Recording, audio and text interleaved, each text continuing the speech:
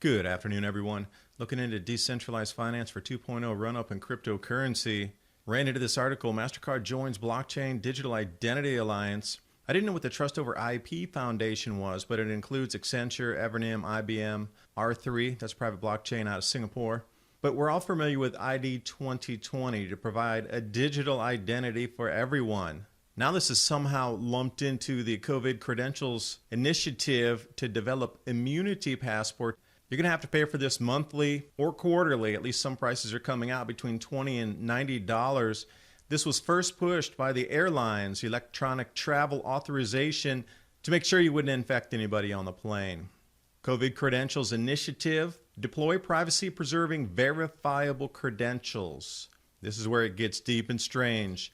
Now 60 Fortune 500 companies formed their own self-sovereign identity groups to make sure that we all get these immunity passports.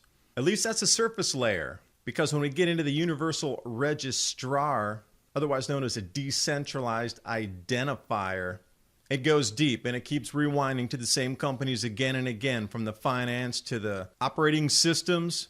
And the thing standing in the way right now are these interoperable overlays, because it's all about getting you registered on this thing and somebody else to oversee you as a guardian. This is where we tumble down the rabbit hole. Individual organizations willing to take legal responsibility for managing the agent wallet on behalf of the person under guardianship, meaning you're owned by somebody in the corporate world. Self-sovereign identities, decentralized identity, overseen by Sovereign, the Identity for All Council, I4A.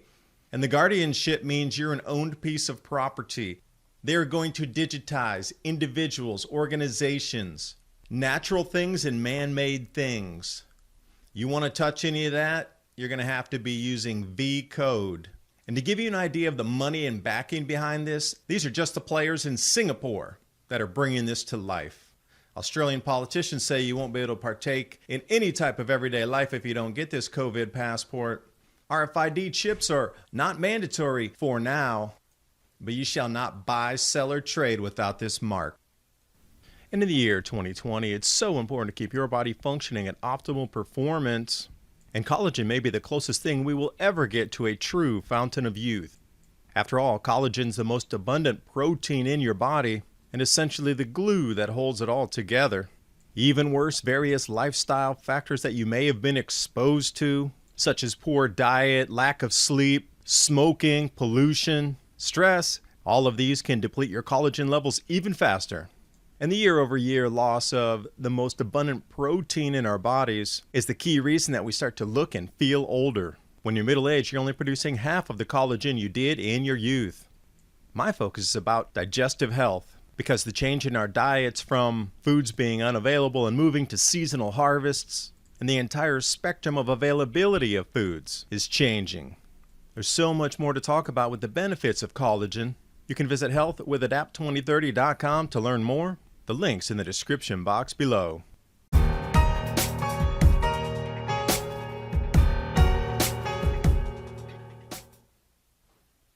So the purpose of this video is to try to blend two different technologies with the cryptocurrency and the decentralized blockchain and the switch of money during this COVID crisis. As you can see across the predictive programming media, looks like lockdown 2.0 is going to be inbound, and when that happens and the economy locks up across the planet, there's definitely going to be a shift into something different. So I've been looking at a DeFi, which is decentralized finance, knowing that cryptocurrency is also going to have a rise during this run to the dollar and shakeup of the economy and everything financial.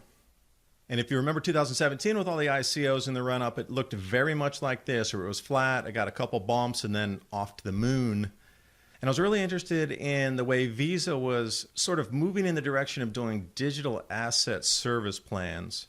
Now, this was a way to get digital signatures and cross-platform identity services that were trusted, quote unquote. And this could have been done on the blockchain with a certain set of protocols in order to be able to unlock or transfer funds. It wasn't like a multi-signature wallet, something completely different. And I'm really interested in the way that this technology is moving forward, because I think it's going to be part of our world. And it seems to be taking a nefarious turn where things that were supposed to be freeing humanity are now going to be used to put it in chains. So what we have in the first part of the video here talking about the COVID passport, that's now, literally now happening. They're going to want you to get the test to be verified to move on public transport. What's coming in the beginning of 2021 is the last part of the video, and these two are blending into expediency, or the next lockdown 2.0 is going to usher in the rest of this tech that you are going to be required to adhere to whether you like it or not. You're going to be owned by a company. So looking into the giant payment systems here, MasterCard joining the Blockchain Digital Identity Alliance, ID 2020.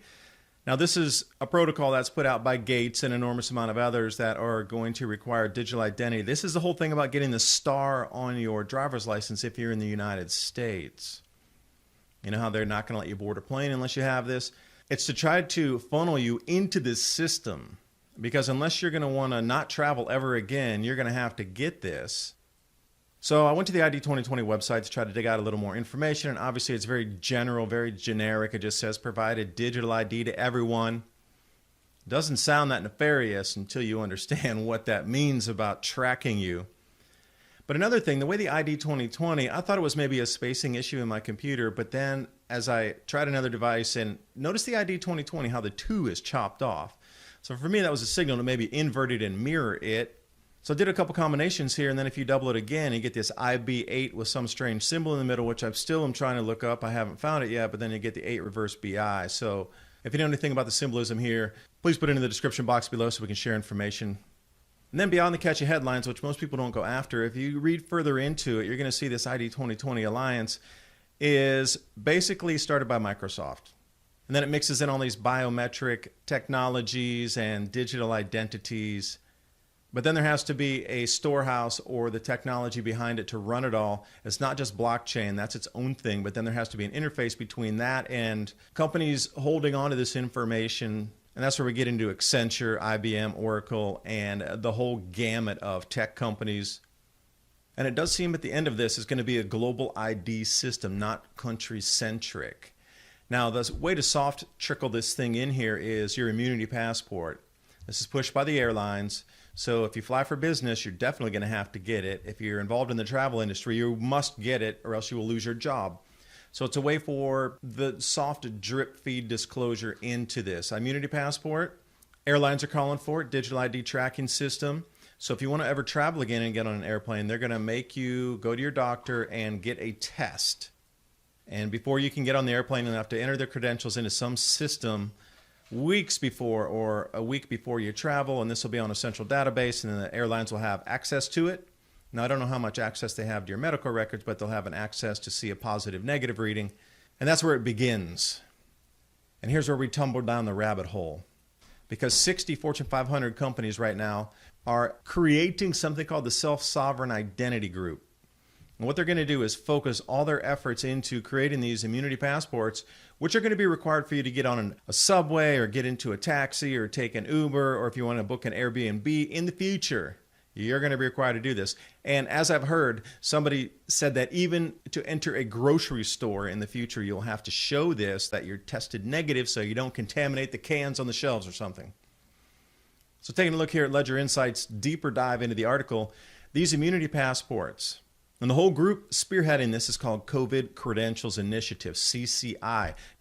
You'll start hearing about them later on in the year. September, October, this is going to suddenly pop out of the woodwork here. And again, you're going to start seeing these same names repeating, rinse and repeat. It's as if they create new groups, rinse and repeat, and they start another one, but they're the base for the monetary resources into the whole gamut. There's all these 25, 30 companies set up, but it's all the same companies that reset up different companies to make it an illusion that it's a tiny little initiative with just a few people sitting at a desk trying to push this because they love humanity. But it's always Microsoft, Consensus, IBM, Oracle, all the big payment processors, and it's all about aggregating data, storing your data, and having access to your data. Medical data, which I personally am not down with. If an airline can pull your medical records, yeah. So go over to the COVID-19 Credentials Initiative site. I've linked everything in the description box below. So as we go through this, you can chase down any of the leads you want. I am doing a very brief surface view of this, deploying privacy-preserving, verifiable credential projects. So you can't verify your identity anymore with the government. It can only be through these private companies that are going to tell you how you have to verify and how you have to pay for this every time you want to verify. And see, when I first started looking into it, it was 60 organizations and then 100, and now it's more than 200. So a perfect example of this being deployed right now is in China, where you see the girl there. She has her phone turned toward you. It has a green mark on it, which means she's allowed to travel freely, get on a subway, bus, whatever, go into stores. If that's red, they won't let her on anything publicly. So I was wondering, how much is this going to cost? Are all these companies going to eat the cost and just do it for free because they love humanity? Of course not. Now, this is going to be forced by law in the future. The ImmuniPass card or the ImmuniPass digital itself, the physical card's $20 and the, I guess the digital app that goes along with it is $80. So since most American media is talking about being tested monthly, you can look at this as having a $90 monthly test to prove that you're not infected wherever you go. You get the card with it. It's a nice looking card.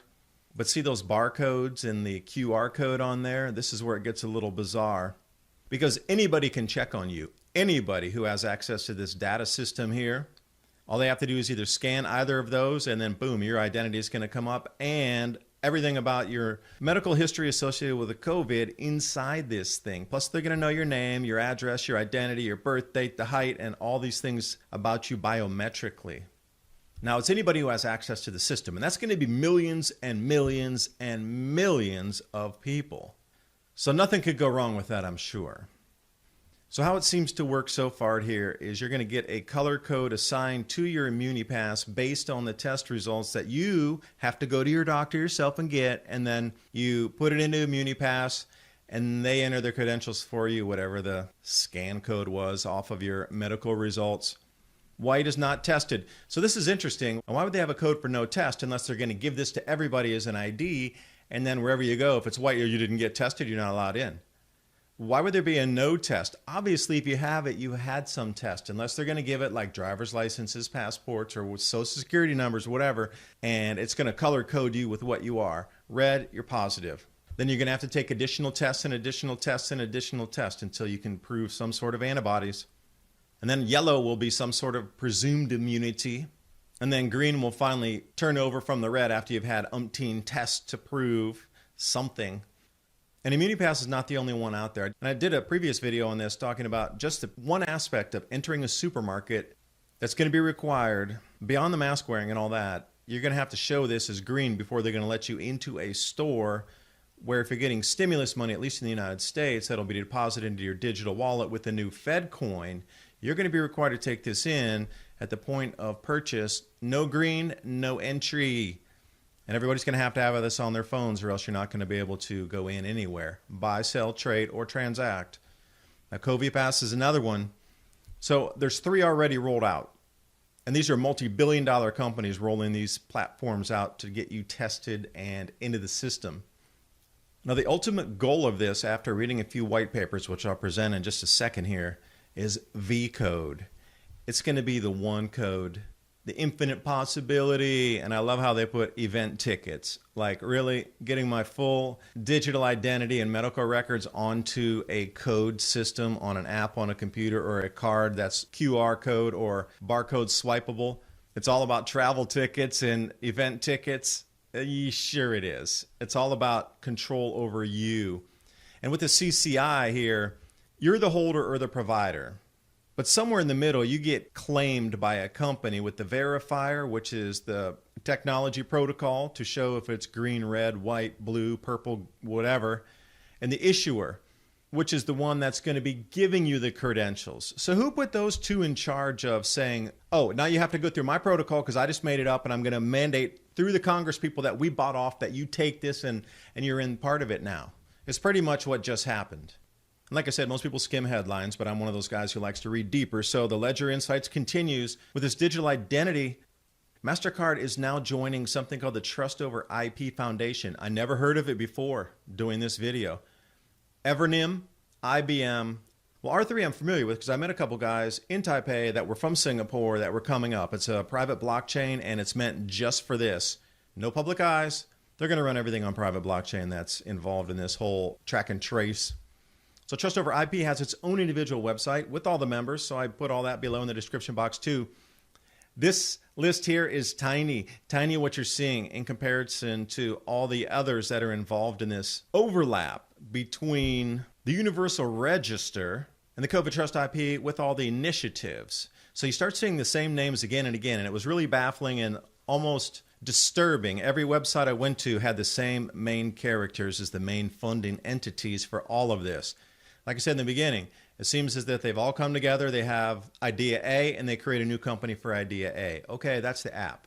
And then they come and they say, well, Idea B is going to be the barcode that goes on the app. And then they start a whole new initiative and a whole set of protocols and companies just for the barcode application. And then they'll come up in the initiative C, oh, we got to have the QR code with that. And that's a whole entirely different company just to get the QR code just for the COVID track and trace. But it's all the same companies. It's almost like they're piecemealing out each individual thing, making their own initiatives for it. And when I say it goes deep, I want you to understand truly how deep it goes. This is off the Trust IP website, and this is just a spackling of the companies involved in this. That list, you can scroll down, scroll, and it keeps going in the companies involved in this. And since we're talking about R3 and the whole Singapore blockchain landscape, these are the companies just in Singapore involved in all these protocols that are moving forward globally. So if it's like this just in Singapore, what's it like in the United States? What's it like in Europe from all these bigger companies that are intertwining with all this? It's a global ID program, pure and simple. There's no way around it. Now, one of the key players here, Evernym, are the ones who put forth this great idea of sovereign self-identity. You can get the COVID-19 test status credentials. Thank you very much. You can get healthcare professional credentials. Incredible, because then they can cross-pollinate. And if you're the healthcare professional, you're allowed to look me up and check out my status credentials. Remote learning, teaching, whatnot, and remote employment. See, this is where they get you in this double pincer. They're going to be the ones also in charge of clearing you health-wise for your employer to allow you to enter the offices. So see, now we're getting into this Rubik's Cube here of who controls who. Enter the self-sovereign identity. Evernym, again, oh, imagine that. Decentralized identity, blockchain identity, portable digital identity. Meaning you don't go anywhere without this thing, without your test results. And here's the thing where they start splicing language together here. Decentralized semantics. And it's about an interoperable overlay on the deployment of all these technologies, meaning that if I have the QR code, it has to sync and work with the app development on all the protocols across all these companies and all the initiatives. So the overlay is the only thing stopping this right now. Give it about 6 months and they will have worked out the overlay. I think they probably have already, but it's just in testing right now. Because it's about now integrating all these Linux Foundation templates so they can get a request. And when they get that digital request, then the utility and service providers can then integrate and send back the answers or information, whatever it is they're looking for. And then within the semantic standard itself, one's not good enough. So see, they're setting up different semantic standards here. So then you have the interchangeability standards, which is a little bit different from the interoperability standards in the way that it's business to business, business to government. And on this level, it's not for you or I, it's for governments to track and see you. You're in the layer of the overlap. You're just stuck in the mud there. But this one taking it on is how governments, business, and corporations are going to operate within. So this trust over IP technology, see, this is the interface that's a little stuck right now, but once this gets unglued and everything works flawlessly, you're going to be plugged into this thing. They call it a trust ecosystem, where all these trusted partners, as we've been seeing through the video here, are all linked to each other, not only themselves, but they're also linked to government. So government can check your ID, your passport against what they have given you as an ID. So make sure that your passport, your face, your fingerprints, if they're on file somewhere, match up with what the digital identity that the corporations gave to you, not the government. And then you get all these layered facets here with the credentials governance, the provider governance, utility governance, and the ecosystem itself. This is why they need an individual company for each facet of this. So what we're looking at here is probably at least 9 different organizations have set up as if they're their own thing that's working by itself. But it's not. They're all working toward this in the integration of the wallets and the utility. And if you dive into the white paper and then you actually go over to GitHub and then you can see the full layout of the interoperability governance frameworks, which I know is boring for a few people, but what it means for you is the way they're putting in this thing called a verifiable organization network, which gives carte blanche to any of these organizations that are involved in this There'll be no culpability, no questioning from any government as long as they're in the VON network. Because these corporations are setting themselves up outside of the government to be their own identity network. If you're not in it, you're not able to buy, sell, or trade. Way beyond the government at this point. And the one you really want to focus on there is the DIACC on the third line, the Digital Identity and Authentication Council of Canada, because Canada's only one out of 40, 50 countries. So just change the name. Digital Identity and Authentication Council of United States. Digital Identity and Authentication Council of the EU. And then Digital Identity and Authentication of Croatia. And just go and go and go. I didn't see much in South America yet, but Brazil's on there. Uruguay's not. And what gets to the spookiest part of all of this is the ownership of you as a human on this planet by the corporations that are then going to oversee you as a guardian. Just like a parent can oversee a child as a guardian, the corporations are taking delivery of you, your resource, your body, and they're going to oversee it as a guardian agent.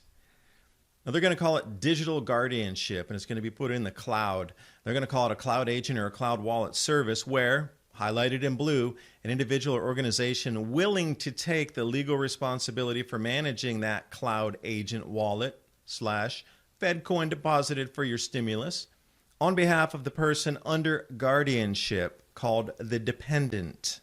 That's you and me. So when we take a look back here, it should be almost inverted, where the verifier and issuer are the corporations making their own laws to make sure that they can own you, and you're just at the bottom. No say in what goes on, really. You can say no, but I think this is going to be the division of humanity here. You say no, you go grow your own food, you provide your own electricity, medicine, water, and you get out of the system, or you stay in and you continue. Now for me, I like reading white papers. It's one of my things because I really like cryptocurrency and I really believe in the technology moving forward as a decentralized application that can get us out of a lot of this. But now it's being used to rope us back in and put chains around us even further. But go into the distributed ledger identification systems in the humanitarian sector. Now that is more about NGOs operating in different countries that will put digital identity to verify different projects, people involved in the projects, different countries, corrupt countries, that there's a single individual that can take delivery of the money, but it goes so much deeper into the whole making sure everybody has their chips. Now, the white paper was put out by Sovereign. So when you take a look at the guardianship section in that white paper, we come back into this self-sovereign identity. And the way they word it's great. It sounds like you're making your own identity as a sovereign individual, so you don't have to worry about the governments.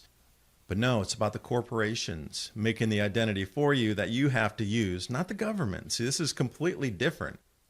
But when we come into this universal registrar, it's going to be working to give everybody a digital identity and a decentralized identifier system. They're called DIDs. You're going to start to see this wording as well, these decentralized identifiers. Just think of it as an individual barcode for you, not tattooed on your skin yet. And again, go up to GitHub.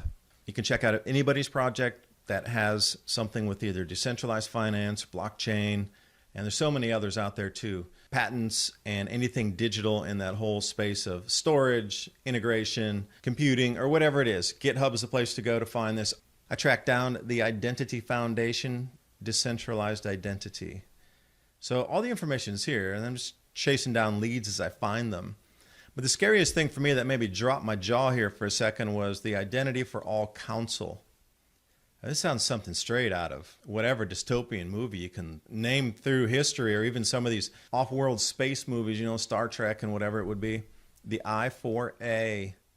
Sounds so kind and gentle, identity for all.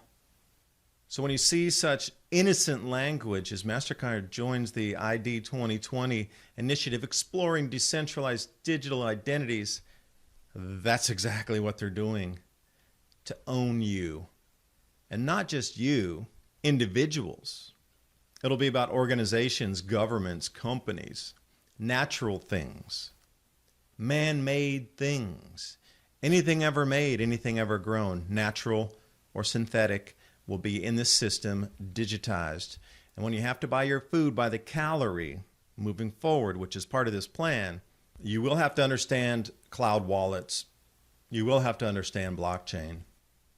And you'll quickly come to the realization that without any of that, you will not be able to buy, sell, or trade anything as a human being on this planet. The tentacles are around you. And you might say, well, I will never do that. But the Australian politicians are already a step ahead of you and passing laws down there that says you will be deprived of participation in everyday life if you do not do this. We cannot afford morally or economically to give even a fifth of an eighth of an inch of ground to those who choose not to get into this whole COVID digital identity. And even if new facts come out, this particular politician here says, I am not interested in your alternative facts. Facts mean nothing as we tumble down the rabbit hole. I will not listen to facts. And as I referenced in my previous video, Michigan is going to be allowing employers to chip their employees. And this is where it dovetails into all of the previous. That's on apps in phones and in the cloud storage. Now they're going to try to integrate this, all your medical records, all your digital identity, your self-sovereign identity, and your barcoded number in the system. Right now, they even say that they can't mandate that employees take this, but in the very next paragraph, they say, I wouldn't be surprised if it becomes a standard business practice statewide, scratch that, globally. If you want to eat or access society, anything that you're used to as a citizen of any country right now as a service, you will need to be in the V-code system, or you will need to leave the society back to a pioneering lifestyle and join an Amish community or form your own. But you're not going to be getting electricity where you live. You'll need a digital ID to pay your bill. Even if you want to pay for somebody else, they'll have to know who you are because they're going to track and trace every single cent spent. Moving forward with the central bank digital currencies, it's all about you getting into the new system. It's not about health. I thank you for watching. Hope you got something out of the video. This is a fingerprint of the grand solar minimum. Every grand solar minimum, governments have extreme duress staying in power. They want to control the population movement. Even back in the 1600s, they did the exact same thing. And the economic disarray is an understatement where it's going to be a collapse and it's going to rise from the ashes just like the economists cover. This has been planned for decades. And if you're interested in more information like this, which I talk about in my Patreon channel /Adapt2030, I can speak freely over there. I had to really pull back what I wanted to say in this video. But I do appreciate you watching, and I'll see you next time.